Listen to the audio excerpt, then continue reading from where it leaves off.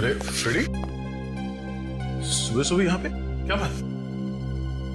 अरे ठीक तो, परेशान लग रहे हैं। आप बहुत लकी हो सर। तो ये तुम्हारी परेशानी है? अच्छा हुआ आपने शादी नहीं की, बल्कि मैं कहता हूं किसी ने भी शादी नहीं करनी चाहिए। ओह, तो लड्डू खा के पछता रहे हो आप? बीवी से तू मैं करके आ रहे हो यहाँ पे? हाँ, तू मैं? अरे सर, मेरे घर में सिर्फ मैं चलती है। क्या हुआ? क्या एग्जैक्टली?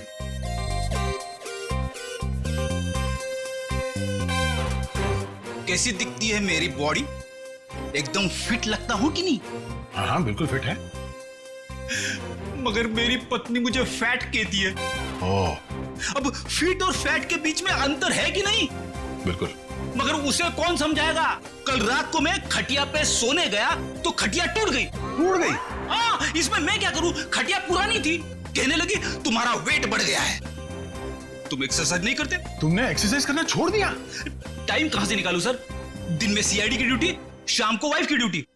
अब इस बीच में मैं जिम कब जाऊं सर? मैंने उससे कहा कि तू शाम को अकेली बाजार जाया कर ताकि मुझे जिम जाने के लिए वक्त मिले, लेकिन नहीं, भड़क गई मेरे पे। कहने लगे कि तू पहले तो बहुत टाइम निकालता था, मेरे इर्द गिर्द भौरे की तरह घूमता था, लेकिन अभी 1 घंटे की फुर्सत भी नहीं है तुम्हारे पास। मैं क्या करूं सर? ये तो बहुत गलत हुआ, कुछ करना पड़ेगा। एक काम करते हैं, भाभी को फोन लगा के बात करता हूं मैं उनसे।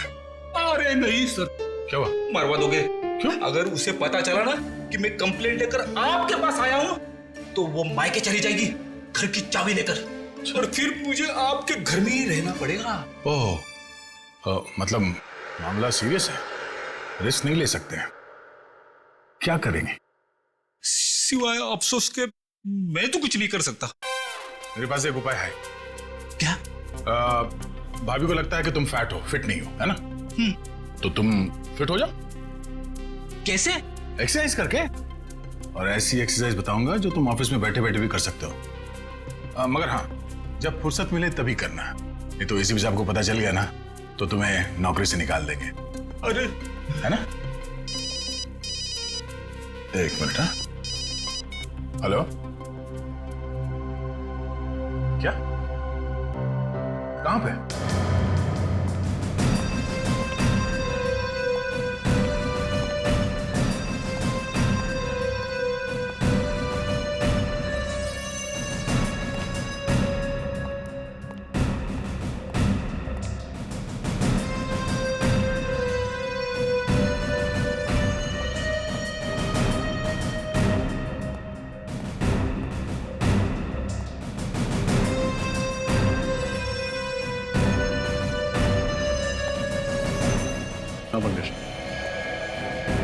इस बेचारे के बारे में सोच रहा हूँ सर। जिस कैंची से इसने अपने बाल कटाए, उसी से अपने प्राण गंवाए।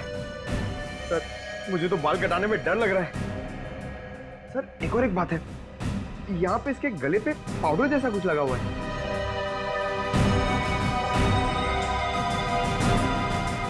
हाँ शंभू जी, बताइए क्या हुआ यहाँ पर? क्या देखा आपने? साहब रोज मॉर्निंग वॉक पे जाया करते थे और आते वक्त हमेशा दरवाजे पे लगा हुआ अखबार उठा लेते थे। आज सुबह जब मैं काम पर आया तो मैंने देखा अखबार वैसे ही दरवाजे पे लगा हुआ है। तो मैंने सोचा कि साहब सो रहे होंगे, तो मैं फिर उनके लिए चाय बनाकर जब उनके रूम में जाने लगा तो मैंने देखा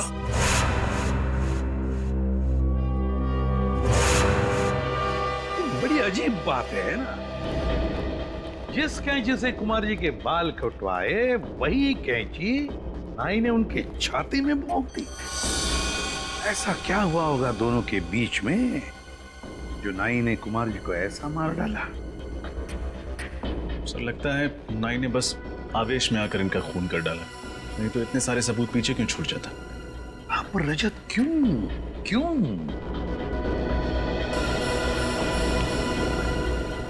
समझे, एक बात बताओ, आपके कुमार साहब करते क्या थे?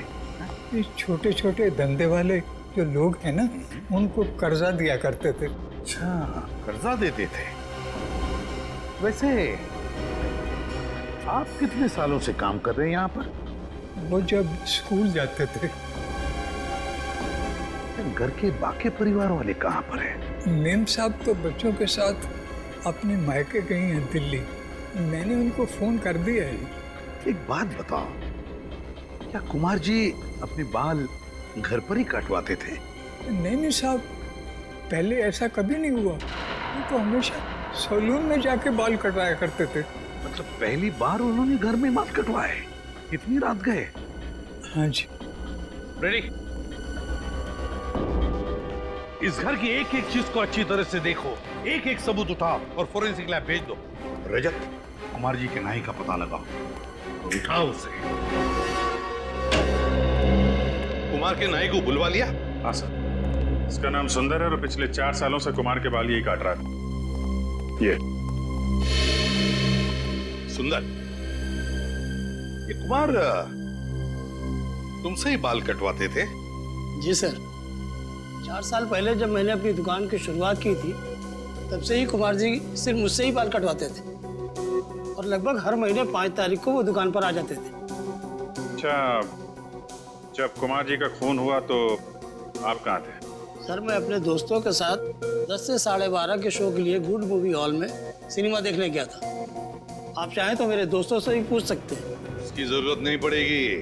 पूर्वी, गुड मूवी हॉल का सीसीटीवी फुटेज चेक करो, देखो क्या सुंदर सच बोल रहा है या पिक्चर के बीच में जाकर कहीं आया तो नहीं। पंकज, जब तक फुटेज चेक नहीं होता चाय कॉफी पिलाओ इसे। हैं? एक बात समझ में नहीं आ रही, जो आदमी, मेरा मतलब है कुमार, हर महीने के 5 तारीख कोई बाल कटवाता था, उसी रात, मौत की रात 11 बजे ही बाल कटवाने की उसे क्या जरूरत पड़ी? सर, ये भी पता चला है कि बैंड्रा में एक आदमी का खून हो गया है और उसे भी कुमार की तरह मारा गया। उसकी लाश को फॉरेंसिक लेके आ रहे हैं सर। 2 खून एक तरीके से, कहीं दोनों खूनों में कोई संबंध तो नहीं? विजीत, अब तो इस साणुख ही बताएगा क्या संबंध है इन दोनों खून में। हाँ साणुख, उस सलून किलर के बारे में क्या पता चला? बॉस, खूनी बहुत ही पेशेवर हेयर स्टाइलिस्ट है। उसके हाथों में हुनर है अच्छे बाल काटने का। साणुखे साहब, क्राइम सीन पर जो सारी चीजें मिली थी, कपड़े, कैंची, बाल, उनसे कुछ और पता चला? कुछ खास नहीं रजत। खूनी इतना होशियार है कि उसने जरा भी, बिल्कुल भी अपनी उंगलियों का निशान नहीं छोड़ा, कहीं भी। यहां तक कि कैंची पर भी अपना कोई उंगलियों का निशान नहीं छोड़ा। लेकिन एक खास बात है बॉस जो पता चली है। वो क्या? बॉस, याद है इन दोनों के गले पर हमें पाउडर मिला था। सानू के साथ बाल काटने के बाद हेयर ड्रेसर गले पे पाउडर लगाता ही है। हाँ, लेकिन ये एक लाइट ग्रे कलर का पाउडर था और इनफैक्ट तो बॉस ये पाउडर था ही नहीं। साणुख, ये पाउडर नहीं है तो फिर क्या है? सब वो राख है, वो भी इंसान के अस्थियों की राख। क्या राख? इंसान की अस्थियों की राख? हाँ बॉस, और 2 अलग अलग आदमियों की राख। और उस राख का डीएनए करने से पता चला कि जिन लोगों की राख है वो आपस में रिश्तेदार थे। दोनों आदमी थे, इसलिए रिश्ते में वो दोनों या तो भाई भाई थे या फिर बाप बेटा। भाई भाई या बाप बेटे? मतलब ये खूनी जिस कैंची से बाल काटता है उसी कैंची से खून करता है उन लोगों का और फिर उनके गले पर इंसान की अस्थि की राख लगाता है। बड़ी अजीब बात है ये। हेलो, क्या? कहां हुआ ये? उसके हाथ में बंदूक थी, कैंची थी। अब वहीं रुकिए, हमें भी पहुंचता है। क्या हुआ सर? कहीं कोई ऐसी लाश तो नहीं मिली? अभी तक तो नहीं सर। हाँ, एक औरत का फोन था, किसी आदमी ने पार्किंग लॉट से उसके हस्बैंड को अगवा कर लिया। उसके हाथों में कैंची थी। अगवा करने वाले के हाथ में कैंची थी? कैंची? तो फिर रजत यही है, ये कैंची वाला हमारा खूनी, यही है ये hair stylist, salon killer.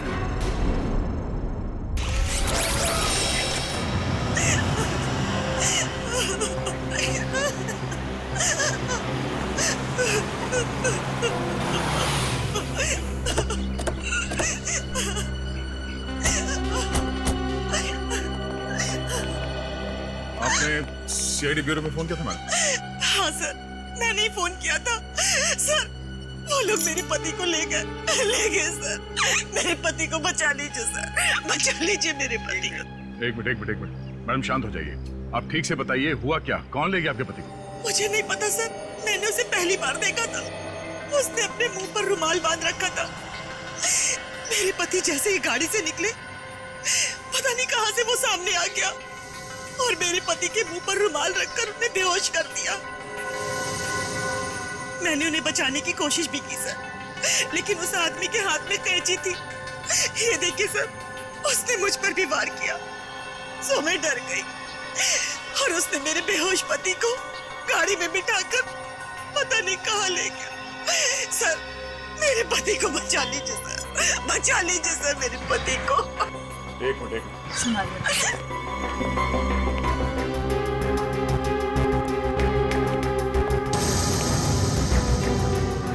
Sir, यहाँ पे एक रुमाल पड़ा हुआ है।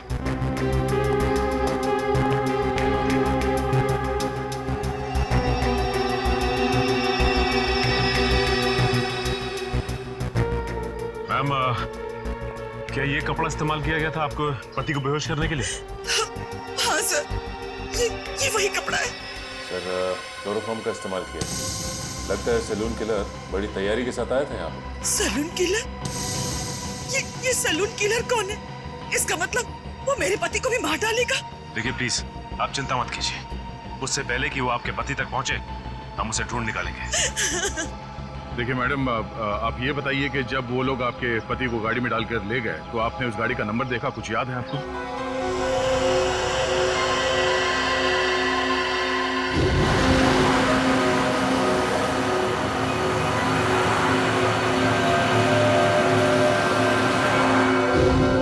नहीं सर, नंबर प्लेट पे तो काला रंग लगा हुआ था, लेकिन गाड़ी के पीछे साइड पे कांच पे एक स्टिकर चिपका था जिसमें Q1 लिखा था। Q1? क्या उस स्टिकर पे कोई म्यूजिकल साइन भी बना हुआ था? हाँ। श्रेया, तुम इस Q1 के बारे में कुछ जानती हो? हाँ सर, Q1 एक दुकान है जहाँ गाड़ियों के म्यूजिक सिस्टम्स बेचे जाते हैं। ओह, गाड़ी के नंबर प्लेट को काली करने से उसने सोचा कि वो बच जाएगा। बेवकूफ आदमी। Q1 music.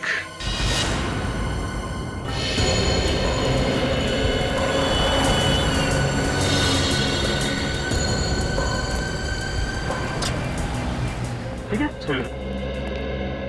बोलिए सर, मैं आपको किस तरह का म्यूजिक सिस्टम दिखाऊं? हमारे पास में वैसे हर बड़ी कंपनी का है, जो आप चाहें मैं आपको दिखा सकता हूँ। वो सब छोड़िए सर, ये बताइए पहले, ये गाड़ी कौन सी है आपकी? सीआईडी की गाड़ी है। सॉरी सर, पहले बताना था आपको। अरे यार, तो फिर फटाफट देख के बताओ अपने रिकॉर्ड में कि लेस्कॉट गाड़ी में आपने कुछ लगाया म्यूजिक सिस्टम वगैरह? जी सर। जी हाँ सर, इस तरह की 4 गाड़ियों में मैंने ऑडियो सिस्टम फिट किया है। सिस्टम का जवाब नहीं सर, मार्वलस। इसकी जितनी भी तारीफ कर रहे हैं सर, बहुत ही कम है। इसका नंबर देंगे आप? नंबर निकालिए।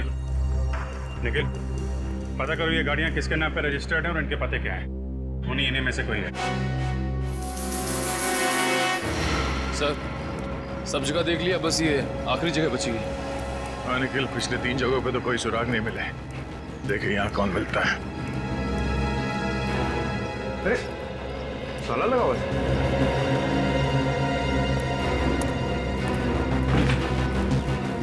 क्या बात है सर? हम लोग सीआईडी से हैं। हमें मिस्टर सुमुख से मिलना है। उनके नाम पे एक गाड़ी रजिस्टर्ड है XY35 MT645। घर पे नहीं है क्या वो? साहब, मैंने सुना था कि वो 2 महीने पहले ही मर गया था। क्या? सुमुख 2 महीने पहले मर चुका है? जी साहब। और आपको? सर, मेरा नाम सनी है सर, मैं इसी खुली में रहता हूँ। सर, मैंने सुना था कि दोनों बाप बेटे ने आत्महत्या कर ली थी। बेचारे दोनों इसी खोली में जल के मर गए थे। ये सब कैसे हुआ? आप लोगों ने बचाने की कोशिश नहीं की? वो साहब, सब कुछ आधी रात को हुआ ना, तो किसी को पता ही नहीं चला। मैंने भी कोई आवाज नहीं सुनी। आप साहब, मेरा नाम कांता है, मैं बाजू वाली खोली में रहती हूँ। अच्छा, ये सुमुख की जो गाड़ी है वो कहाँ है? गाड़ी? क्या सुमुख के पास गाड़ी थी? साहब, हमने तो कभी नहीं देखी। और सुमुख तो चल ही नहीं पाता था साहब, तो गाड़ी कैसे चलाता? सुमुख चल नहीं पाता था? जी नहीं। मधुसूदन को जिस गाड़ी में किडनैप किया गया वो गाड़ी सुमुख के नाम पर रजिस्टर्ड है और सुमुख चल नहीं सकता था। ये क्या राज है तो दरवाजा खोलने के बाद ही पता चलेगा।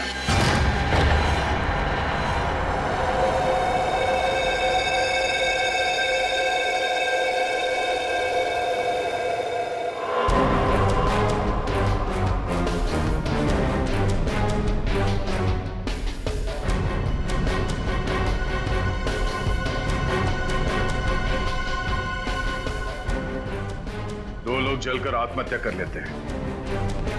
जब तक दोनों जलकर पूरी तरह से राख नहीं हो जाते, यहाँ पड़ोसियों को कुछ पता तक नहीं चलता। बड़ी अजीब बात है। मतलब सर, आपको शक है कि सुमुख और उसके पिता ने आत्महत्या नहीं की, उन दोनों को किसी ने जला के मारा था और अब कोई उनकी मौत का बदला ले रहा है? हाँ, और वो आदमी सुमुख का कोई करीबी दोस्त हो सकता है या फिर उसके पिता का कोई करीबी रिश्तेदार। लेकिन एक बात है। वो कैसे? डॉक्टर सालुंके ने हमें बताया था कि मिस्टर कुमार के गले पे जो राख मिली थी वो दो अलग अलग लोगों के थे और दोनों रिश्तेदार थे। तो हो सकता है कि दोनों बाप बेटे हो। सर, इसका मतलब वो राख सुमुख और उसके पिता की है? हाँ, मुझे शक तो है और कंफर्म करना बहुत जरूरी है। एक काम करो, डीएनए टेस्ट के लिए उनके बाल उठा लो यहाँ से और बाथरूम से टूथब्रश और घर की अच्छी तरह से तलाशी लो। देखो कुछ मिलता है।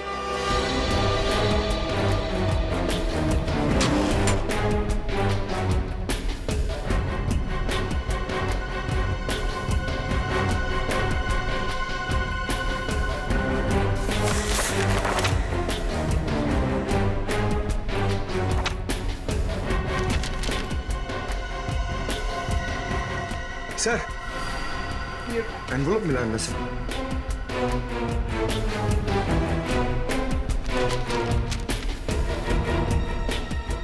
ये तो लोन एप्लीकेशन है। Golden finance loan application form. Golden finance तो प्राइवेट फाइनेंस कंपनी है, कोई बैंक नहीं है। और ये फाइनेंस कंपनी का लोन एक्नॉलेजमेंट लेटर 2 महीने पहले का है। सुमुख के मरने से 2 महीने पहले का। क्या पता चला? तो सुमुख के घर से जो टूथब्रश और बाल के सैंपल आप लोगों ने भिजवाए थे, उसकी डीएनए टेस्ट की रिपोर्ट आ गई है। और नतीजा? Perfect match. दोनों लाशों के गले पे पाई गई राख सुमुख और उसके पिताजी की ही है। मतलब मेरा शक सही निकला। कोई तो है जो सुमुख और उसके पिता की मौत का बदला लेना चाहता है। लेकिन सर, ये समझ में नहीं आता कि मिस्टर पार्थ और मिस्टर कुमार को मारने से पहले उन्हीं ने उनके बाल क्यों काटे? एक क्राइम सीन को एक सैलून का रूप क्यों देना चाहता? अगर सबसे पहले हमें ये पता लगाना चाहिए कि ऐसे कौन करीबी लोग हैं सुमुख और उसके पिताजी के जो उनकी मौत का बदला लेना चाहते हैं, और फिर इन दोनों ने आत्महत्या ही क्यों की? सर, ऐसा भी तो हो सकता है कि किसी ने उन दोनों को मार डाला हो और आत्महत्या दिखा रहा हो। और सर, मिस्टर पार्थ और मिस्टर कुमार को खूनी ने उनके घर में ही मारा, लेकिन मिस्टर मधुसूदन को उसने अगवा कर लिया जानबूझ के। हो सकता है मधुसूदन को किसी खास जगह ले जाकर के मारना चाहता हो।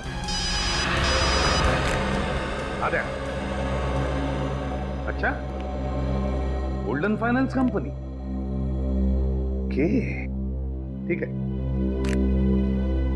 सुमुख ने मरने से पहले गोल्डन फाइनेंस कंपनी से लोन लेना चाहा था। Golden finance company.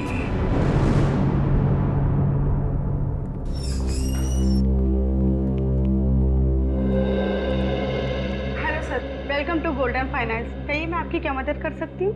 देखिए, हम लोग सीआईडी से हैं और आपकी कंपनी के मालिक रघुवीर से मिलना चाहते हैं। सर, सीआईडी से? क्या बात है सर? हमें उनसे कुछ पूछताछ करनी। कहाँ है वो? सर, रघुवीर सर तो नहीं है और आज वो ऑफिस में भी नहीं आने वाले। क्यों नहीं आने वाले? सर, उनके पार्टनर मिस्टर पार्थ की हत्या हुई थी, तो आज उनकी शोक सभा है, तो सर वहीं पे गए हैं। पार्थ? कहीं ये वही पार्थ तो नहीं जिनका बांद्रा में खून हो गया? जी सर, वही। अच्छा, क्या पार्थ और रघुवीर कंपनी में पार्टनर्स थे? काफी समय से वो दोनों साथ में काम कर रहे थे और ज्यादातर फैसले मिस्टर पार्थ ही लिया करते थे। Thank you very much. Okay sir. पता लगाना पड़ेगा ये सुमुख पार्थ को जानता कैसे था और फिर उसने पार्थ को मारा क्यों। मैं बिल्कुल अकेली रह गई। आपके बिना मेरे जीवन में कोई मतलब नहीं। मैं कैसे जीऊंगी? एक्सक्यूज मी, रघुवीर। मिस्टर रघुवीर, प्लीज। मैं ही रघुवीर। माफ करना, इस समय आपको डिस्टर्ब कर रहे हैं हम लोग सीआईडी से हैं। मिस्टर पार्थ आपके बिजनेस पार्टनर थे? जी हाँ सर, 20 साल पहले मैंने एक कंपनी शुरू की थी जो पिछले 10 साल से घाटे में जा रही थी। पार्थ अगर उसे ज्वाइन नहीं करता तो कंपनी डूब जाती सर। मैं रोड पे आ जाता। बहुत अच्छा आदमी था सर। अच्छा, आपने कभी किसी मिस्टर कुमार या मधुसूदन का नाम सुना? नहीं सर, मैं इन दोनों लोगों से नहीं मिला और ना ही कभी पार्थ के मुंह से इनका नाम सुना है। लेकिन क्या हुआ सर? मिस्टर कुमार का भी खून ठीक उसी तरह से हुआ है जैसे मिस्टर पार्थ का हुआ है, और हमें शक है कि मधुसूदन को भी उसी खूनी ने अगवा किया है। खैर, अब ये बताइए कि आपको किसी पे शक है? नहीं सर, मुझे किसी पे शक नहीं है। पार्थ बहुत ज्यादा प्रोफेशनल था, वो अपने घर और काम से मतलब रखता था। ना तो उसकी कोई बुरी सोबत थी और न ही उसे कोई बुरी आदत थी। मिस्टर पार्थ ने कभी सुमुख नाम के किसी आदमी के बारे में कुछ बताया आपको? सुमुख? हाँ, सुमुख नाम के एक आदमी ने हमारी कंपनी में एक लोन के लिए अर्जी दी थी, 25 लाख रुपए की। लेकिन पार्थ ने उसे रिजेक्ट कर दिया था। ओह, और उन्होंने ऐसा क्यों किया था, कुछ पता है? नहीं सर, लेकिन एक बात जरूर है, पार्थ को अगर लगता था कि कोई आदमी हमारा पैसा नहीं लौटा पाएगा तो वो उसकी अर्जी नामंजूर कर देता था, और उसका ये फैसला हमेशा ठीक होता था सर। इसलिए हमारी कंपनी फायदे में चल रही थी। थैंक यू रघुवीर, थैंक यू। तो शायद सुमुख ने मिस्टर कुमार और मधुसूदन दोनों से भी कर्जा मांगा होगा। वैसे उनकी तो कोई भी फाइनेंस कंपनी नहीं थी।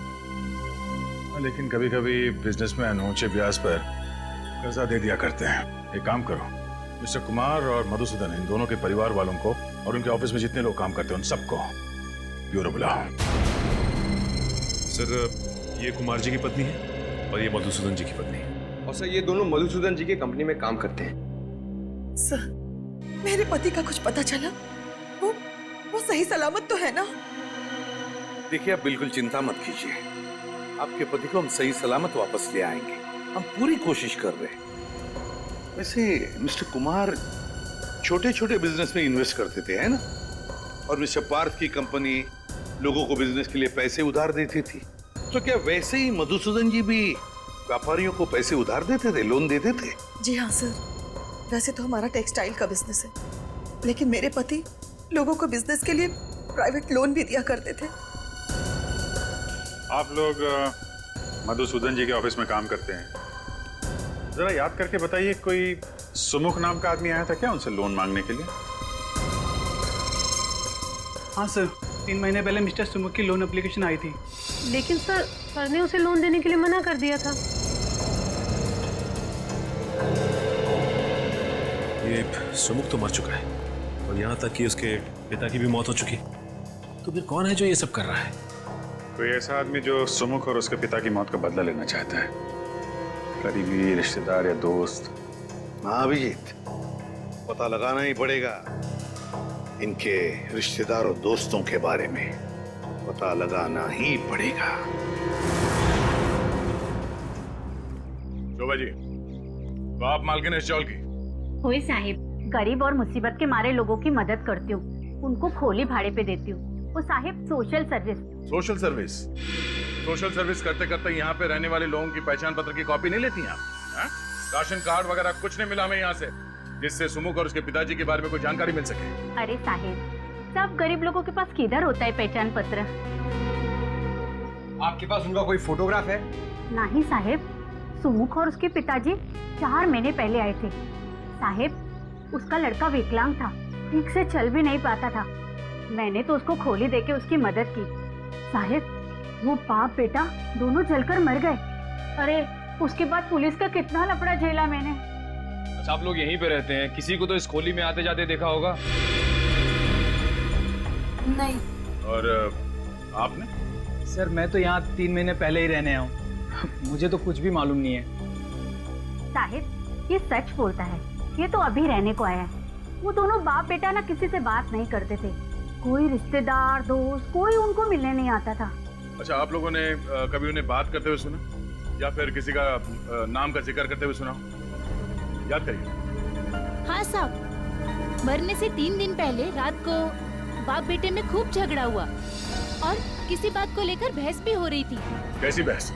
वो सुमुख अपने पिताजी को किसी कागज पे साइन करने के लिए कह रहा था और उसके पिताजी चिल्ला चिल्ला कर कह रहे थे कि मैं कोई साइन नहीं करूंगा। सर, शायद सुमुख अपने पिताजी से किसी लोन के कागजात पे साइन करने के लिए कह रहा हूँ, गारंटर के तौर पर, या किसी चीज को गिरवी रखे और उसके पिताजी मना करें इस बात के लिए। हो सकता है निखिल, पर अब भी सवाल वही है कि आखिर वो कौन है जो सुमुख और उसके पिताजी की दर्दनाक मौत का बदला लेना चाहता है? ये सलून किलर आखिर है कौन? ये कैसे हो सकता है अभिजीत? 4 महीने से सुमुख अपने पिताजी के साथ उस चाल में रह रहा है और फिर भी किसी भी पड़ोसियों को उनके बारे में कुछ पता तक नहीं। सर, पड़ोसी बता रहे थे दोनों बाप बेटे में बनती नहीं है, बहस होती रहती है, इसलिए सुमुख के पिताजी ज्यादातर घर के बाहर रहते हैं और ये सुमुख अपाहिज होने के कारण घर के अंदर। बाप बेटे किसी से बातचीत भी नहीं करते। सर, बाप बेटे के आपसी झगड़े से किसी का क्या लेना था? और कोई इन्हें जला के क्यों मारेगा? और फिर खूनी ने मधुसूदन को क्यों किडनैप किया? और अगर किडनैप किया भी है तो छुपा के कहां रखा होगा? हेलो जी हाँ, कहाँ पे? Okay, thank you very much. Sir, जिस कार में मधुसूदन को किडनैप किया गया था उसका पता चल गया है। अभी थोड़ी देर पहले उसे गोमती नगर चाल के पास पाया गया है। तो फिर अभिजीत, मधुसूदन को भी वहीं पे छुपा के रखा गया है। गोमती नगर, गोमती नगर।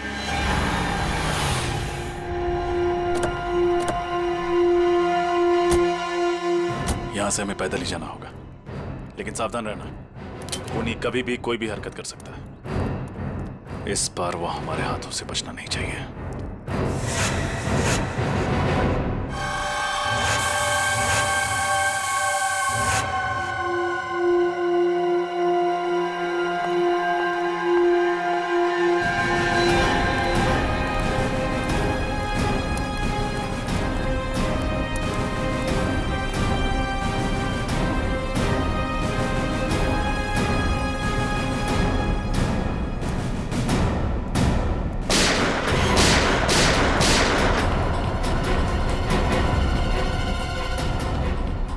पंकज, तुम में से किसी ने गोली चलाई? नहीं सर, मैंने तो गोली नहीं चलाई। नहीं सर, मैंने नहीं चलाई। तब तो ये जरूर उसे खूनी का काम होगा। जिस दिशा से गोली की आवाज आई है उधर आ जाओ।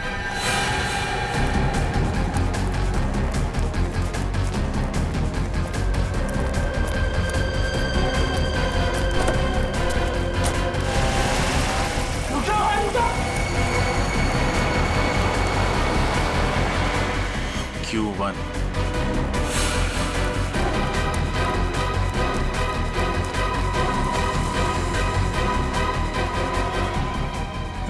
जिंदा है, इसे संभालो।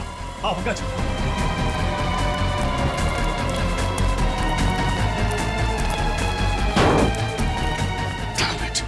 खूनी को पता चल गया था कि हम यहाँ पहुंच चुके हैं। वापस चलो।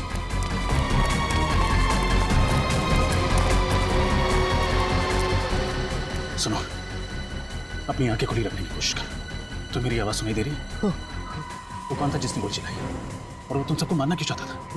वो हमारे बॉस को ले गया। बॉस? क्या नाम है तुम्हारे बॉस का? लकी नाम है वो। लकी? और ये सब कौन है? ये सब बाकी सारे हमारे साथी। एक खूनी एक गुंडे को क्यों अगवा करेगा? सुन, उसने मुजरिम को देखा है। हर हाल में इसका बचना जरूरी है। हॉस्पिटल ले जाओ इसे। चलो हाँ जल्दी जल्दी।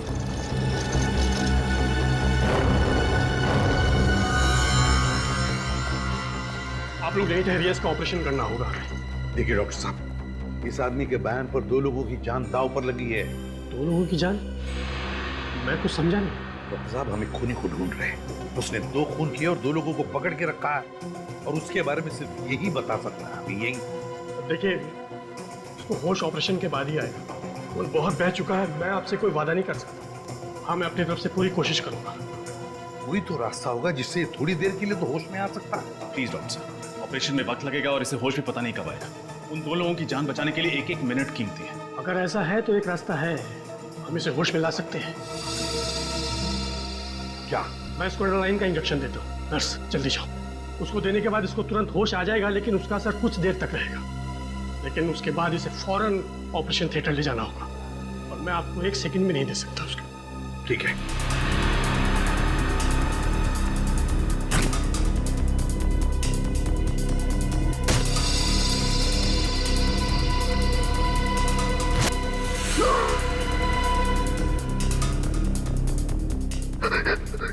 क्या हुआ?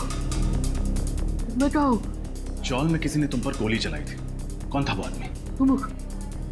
सुमुख का भूत लकी भाई को उठा ले गया। सुमुख का भूत? हाँ, लकी भाई ने उसे मार दिया था। अब वापस आ गया। ये बेहोश हो गया है। इसको ऑपरेशन के लिए ले जाना होगा। चलो।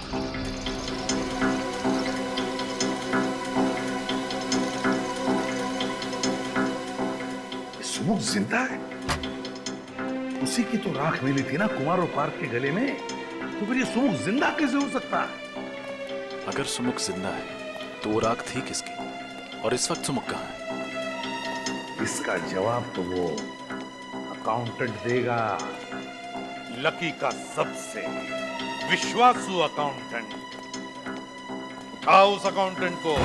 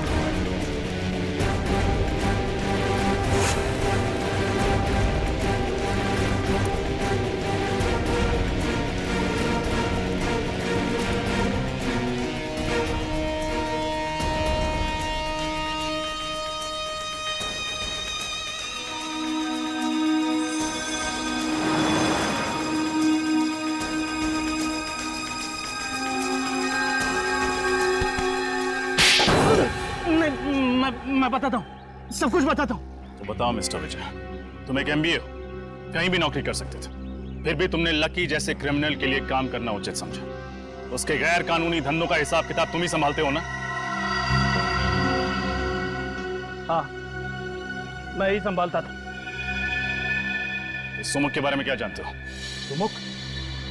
उसने तो लकी भाई से 25 लाख रुपए उधार लिए थे, लेकिन समय पर रकम लौटा नहीं सका, और उस वक्त लकी भाई को शहर में अपने नाम की धाक जमानी थी, इसलिए उन्होंने सुमुख और उसके पिताजी को मरवा दिया। लेकिन आप सुमुख के बारे में क्यों पूछ रहे? वो तो एक छोटी सी मक्खी। जिसे तुम एक छोटी सी मक्खी कह रहे हो, उसने लकी को अगवा किया, उसके सारे आदमियों को मरवा दिया। एक अपाहिज ने तुम्हारे लकी भाई को खत्म कर दिया, समझे तुम? अपाहिज? कौन है अपाहिज? सुमुख तो अपाहिज नहीं था। क्या? सुमुख अपाहिज नहीं था? नहीं, लेकिन चौल में सबने बताया था कि वो अपाहिज था। नामुमकिन है। जब वो लकी भाई से उधार मांगने के लिए आया था तब मैं वहां पर मौजूद था। किस लिए मांगने आया था वो पैसे? वो नई दुकान खोलना चाहता था और अपने पिताजी के लिए नया घर लेना चाहता था, लेकिन वो अपने पैरों पे चलकर वहां पर आया था और अपने पैरों पर ही वहां से गया। सरफिरी है कौन जो नकली सुमुख बन के घूम रहा है, जबकि असली सुमुख अपाहिज था और अपने पिताजी के साथ जल के मर चुका है कौन ये बहरूपिया? अच्छा, तुम्हारे पास उस आदमी का पता है जो लकी से पैसे मांगने आया था? हाँ,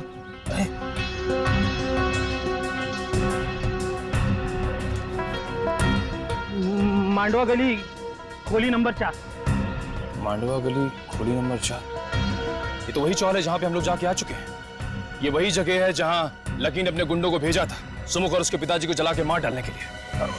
एक मिनट, मेरे पास उस नई जगह का भी पता है। सुमुख ने दुकान बनाने के लिए इस जगह को भाड़े पे लिया था।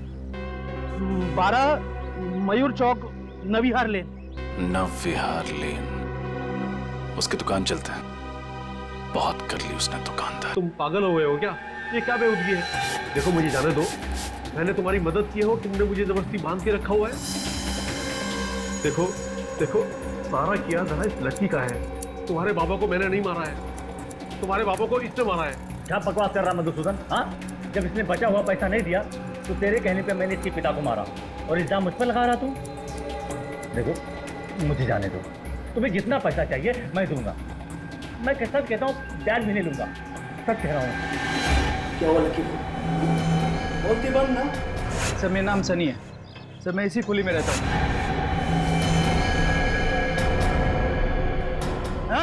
और आप? Mister Madhusudan, textile industrialist. कितनी उम्मीद लेकर आया था ना मैं तुम्हारे पास। मैं तो बस एक छोटा सा सैलून खोलना चाहता था। अरे भीख मांगने नहीं आता तुम्हारे पास, उधार मांगने आया था। पूरे कागजात नहीं थे मेरे पास बैंक से लोन लेने के लिए। मजबूर तुम जैसे प्राइवेट इन्वेस्टर्स का दरवाजा खटखटाना पड़ा। पर तुम जैसे लोग खून चूस लेना चाहते हो हम जैसे गरीबों का। नहीं, लेकिन मैं ऐसा...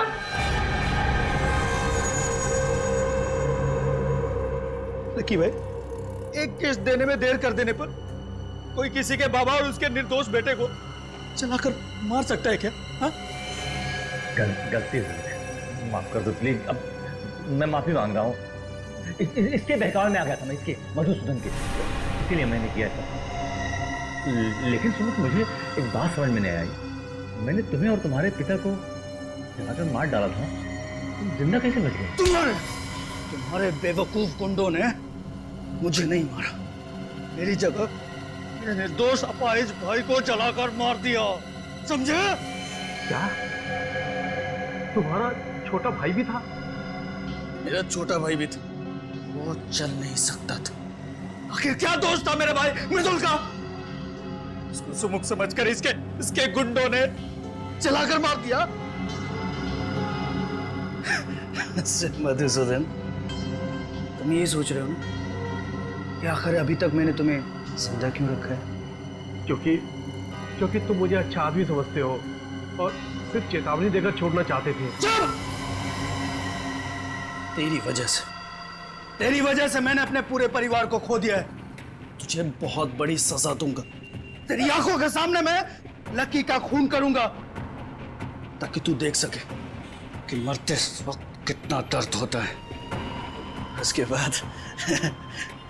बाद मैं तुझे मारूंगा ऐसे ही, ताकि तू एक बार नहीं बार मर सके, बार मर सके।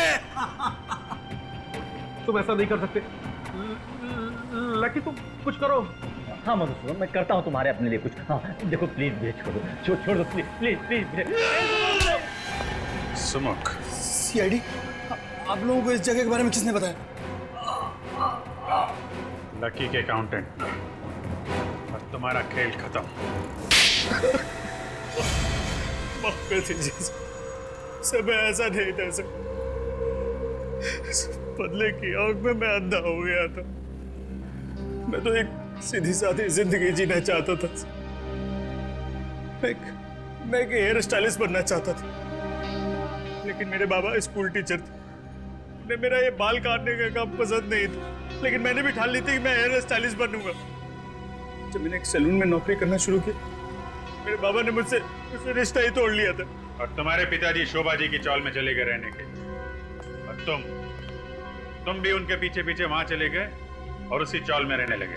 हाँ सर, जैसे ही मुझे पता चला कि बाबा और मृदुल वहां रहने लगे तो मैं भी वहां शिफ्ट हो गया। लेकिन मेरे बाबा तो मुझसे गुस्सा थे। उन्होंने चौल में किसी को नहीं बताया कि मैं उनका बेटा हूं, पर मैंने भी ठान ली थी कि अपना खुद का एक सैलून खोलूंगा। और बाबा को साबित कर दूंगा कि एक हेयर स्टाइलिस्ट बन के भी एक इंसान कामयाब हो सकता है, उसे इज्जत मिल सकती। और इसीलिए तुमने लोन लेने के बारे में सोचा? हाँ हाँ सर, पर फिर भी मुझे बैंक से लोन नहीं मिल पाया।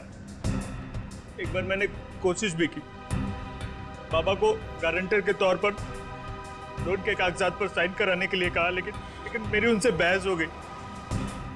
ये बात कांता ताई ने भी सुनी थी। पार्थ और कुमार लोगों ने भी मुझे कर्जा देने से मना कर दिया था सर। और आखिर में सलून खोलने के लिए तुमने लकी से पैसे उधार लिए, क्यों? हाँ सर, और मेरा सैलून ठीक ठाक चलने भी लगा था, बस एक किस्त देने में देर कर दी थी। लकी ने अपने गुंडे बेचकर मेरे बाबा और मेरे छोटे अपाहिज भाई को जलाकर मार दिया था।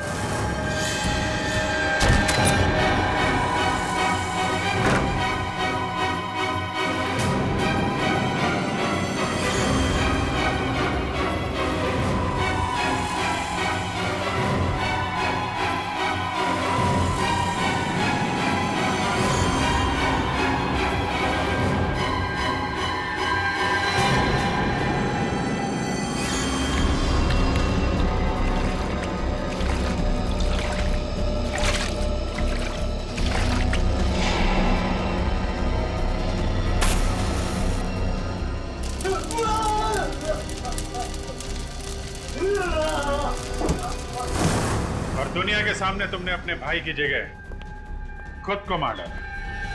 हाँ सर, मुझे मेरे पिताजी और मेरे भाई की मौत का गम बहुत सता रहा था।